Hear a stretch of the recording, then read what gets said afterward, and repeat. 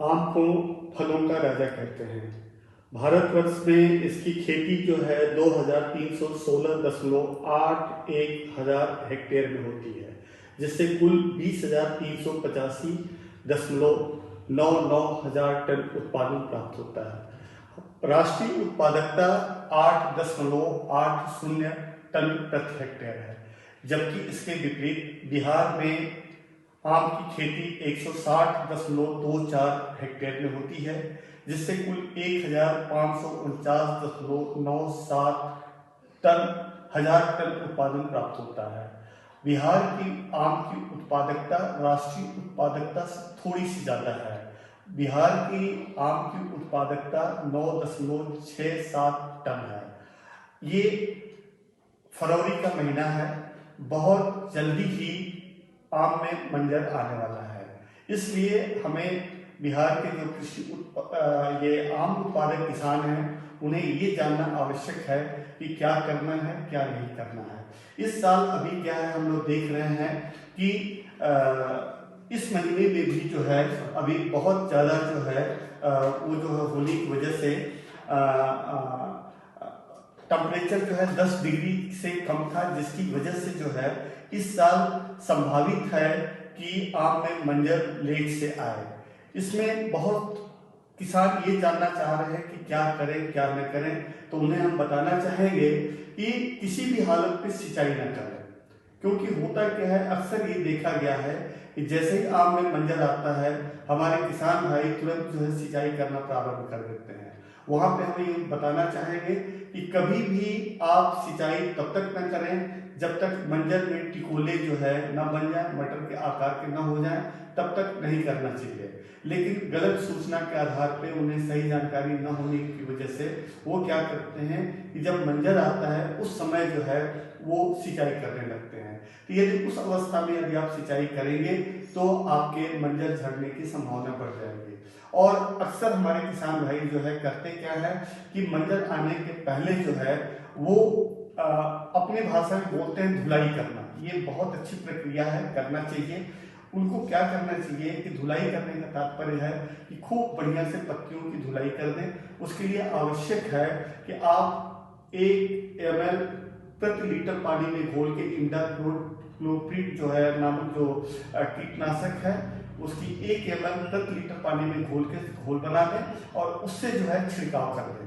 और छिड़काव यदि आप करते हैं तो उससे क्या होगा कि जितने हानिकारक कीट हैं वो नहीं आएंगे।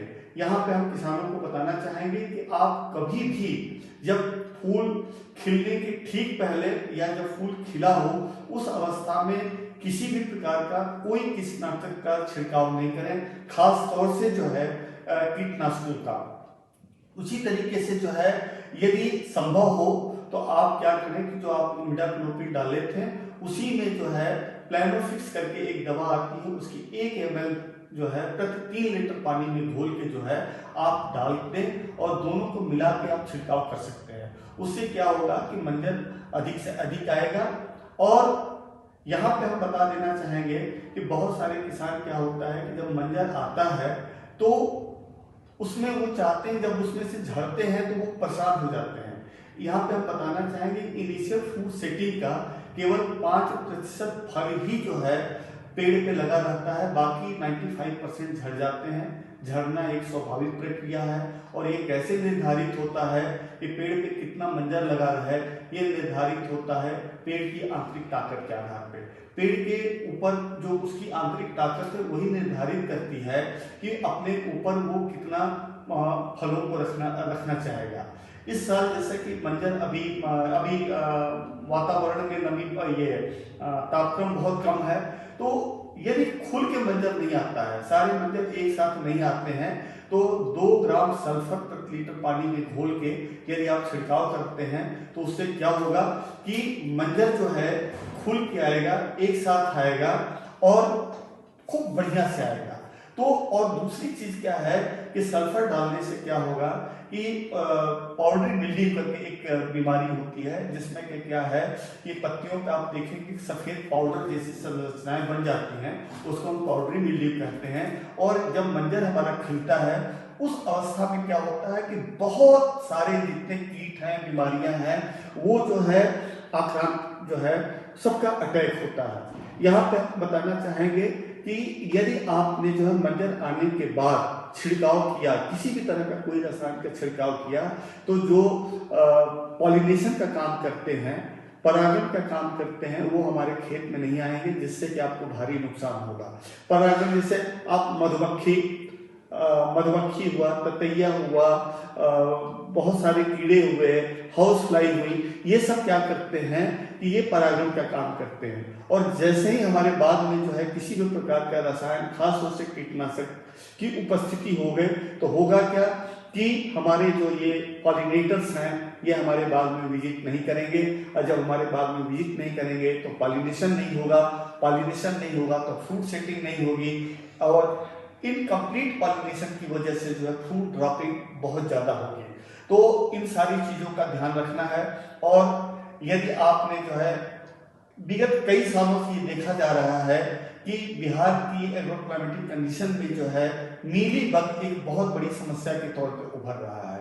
जिन किसान भाइयों ने मीली बग प्रबंधन के लिए हम अपने लगातार बताते रहते हैं, यदि आपने ध्यान दिया होगा, और यदि आपने मीली बग प्रबंधन के लिए उपाय किया है तो बहुत अच्छी बात। यदि आप उपाय नहीं कर पाए हैं तो अब वो मीली बग क्या है कि पेड़ के ऊपर चला गया होगा। यदि वो पेड़ के ऊपर चढ़ गया है तो होगा क्या कि जिस समय हमारे मंजर आएंगे, मंजर में टिकोले लगेंगे, उस समय मीली बग के अटैक से क्या होगा, मीली बग जो है हमारे मंजर से रस चूसेगा और ये फ्रूट ड्रॉपिंग होगी। तो आप इसी अवस्था में क्या करें कि डाइमेथोएट करके एक दवा आती है, उसकी 1.5 ml दवा प्रति लीटर पानी में घोल के आप छिड़काव करते हैं तो आप मीली बग की समस्या से भी आपको निजात मिल जाएगा। यदि ये सारे उपाय आप करते हैं तो आपको जो है सेटिस्फैक्टरी यील्ड मिलेगी। और ये बताते हुए मुझे बहुत खुशी हो रही है कि दरभंगा बिहार को जो है आम की राजधानी कहा जाता है।